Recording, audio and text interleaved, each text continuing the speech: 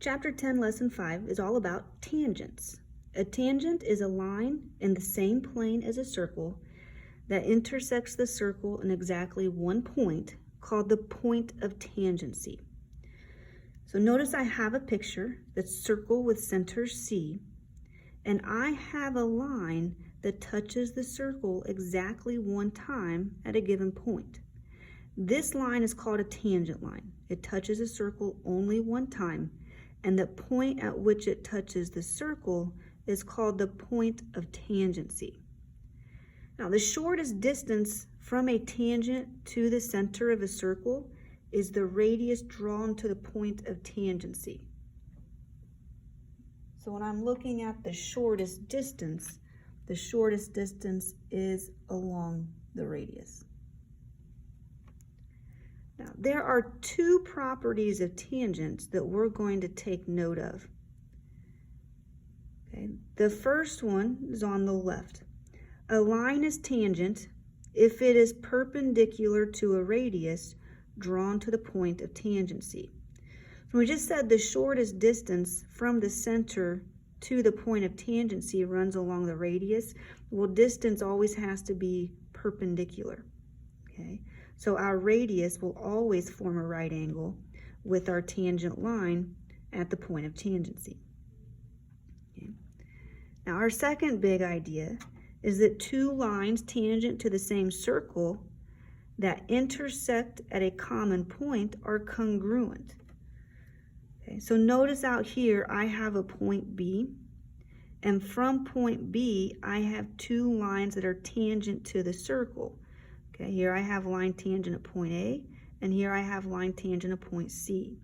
Because those two tangent lines meet at point B, then our two segments A and AB and segment BC are congruent to each other.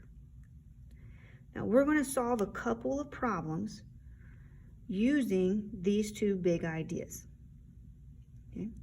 Now, in example number 1, determine whether segment GH is tangent to a circle with center F. Okay, so here's segment GH, and I need to determine if this is tangent. Now remember, a line is tangent if it is perpendicular to a radius drawn to the point of tangency. Okay, so if the radius is perpendicular to FG at point G, then it is tangent. Now remember, if they're perpendicular, then it forms a right angle. And if it forms a right angle, then triangle HGF will be a right triangle. Now, how do we determine if this is a right triangle? Well, we use the Pythagorean theorem. If the Pythagorean theorem is true, and this is a right triangle, then this has to be perpendicular. If the Pythagorean theorem is not true, then this angle is not 90 degrees, it is not perpendicular, and therefore not a tangent. Okay, so using the Pythagorean theorem, I know that 6 squared plus 8 squared should equal 12 squared. Go ahead and calculate to see if the Pythagorean theorem is true.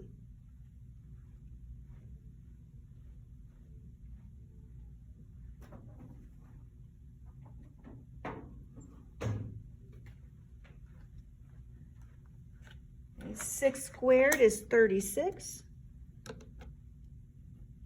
8 squared is 64. And 12 squared is 144. 36 plus 64 is 100. Now 100 is not equal to 144. Okay, therefore angle G is not 90 degrees. And since this is not a right triangle,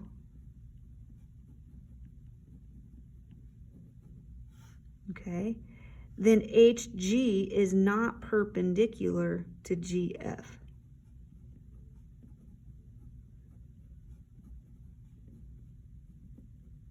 And since they're not perpendicular, then we determine that GH is not tangent. And that is our final answer, that segment GH is not tangent to circle with center F.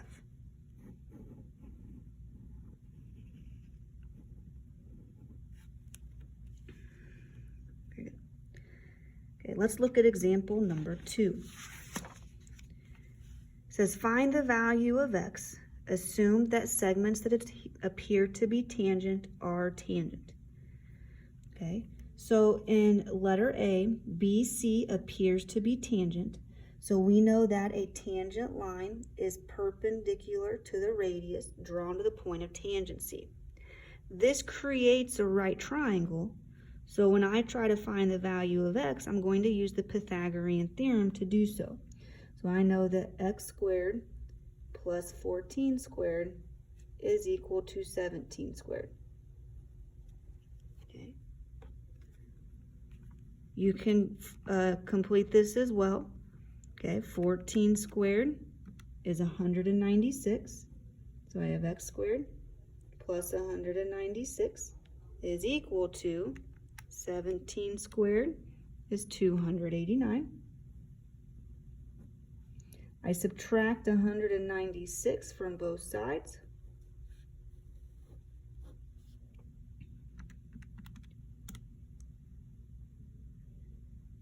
Okay, so I have 289 minus 196. X squared is equal to 93. So when I take the square root of both sides, x is approximately 9.6.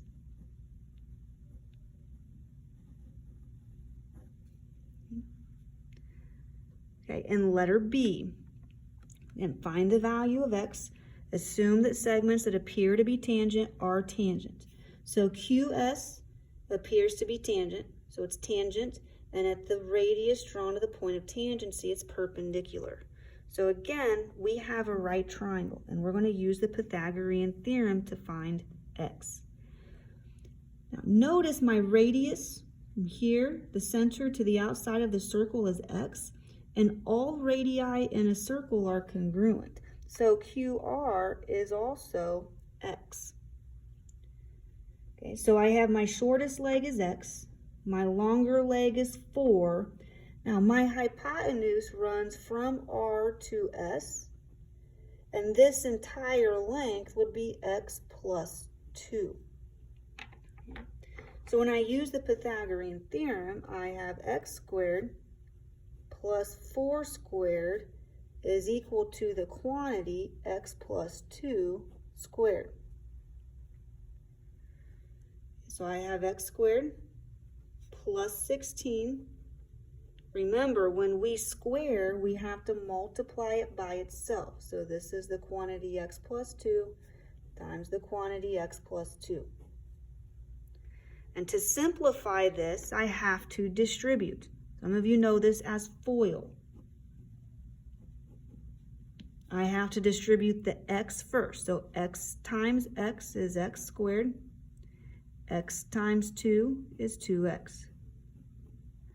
2 times x is 2x. 2 times 2 is a positive 4. Okay. So I have x squared plus 16. I combine like terms. I keep the x squared. 2x plus 2x makes 4x plus 4. Now when I solve this, I'm first going to subtract x squared from both sides. X squared minus x squared is 0. So I have 16 is equal, x squared minus x squared is 0. So I have 4x plus 4. I can subtract 4 from both sides. So I have 12 is equal to 4x. Divide both sides by 4, and x equals 3. So the idea in letter B is the exact same as letter A. We use the Pythagorean theorem because we have a right triangle. Okay, the difference is the algebra is a little bit more challenging. Remember, when you square, means you multiply it by itself, and you have to distribute or FOIL both the x and the 2 to x plus 2 and solve your equation. Okay. The last example is example 3. Find the value of x. Assume that segments that appear to be tangent are tangent. Okay, in letter A, we want to find the value of x. Notice we have two tangent lines, WX and segment YX, and they both meet at point X.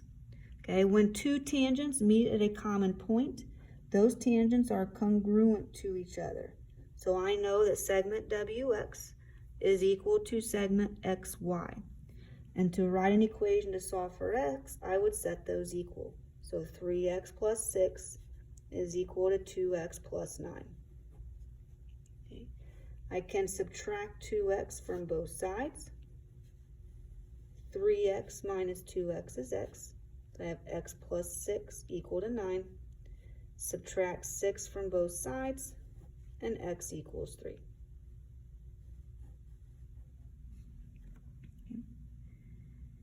Okay, and letter B, okay, find the value of x. Assume that segments that appear to be tangent are tangent.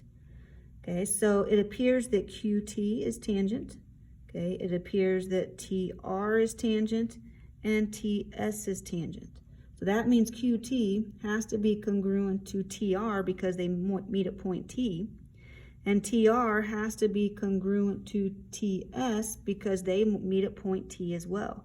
So what I know is that the distance from the point of intersection to the point of tangency is congruent for each of these.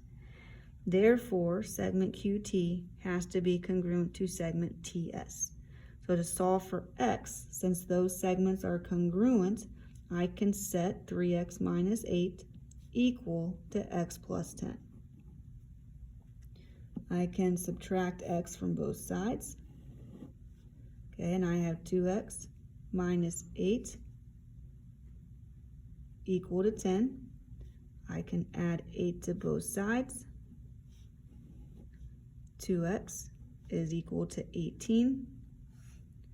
Divide both sides by 2, and x is equal to 9.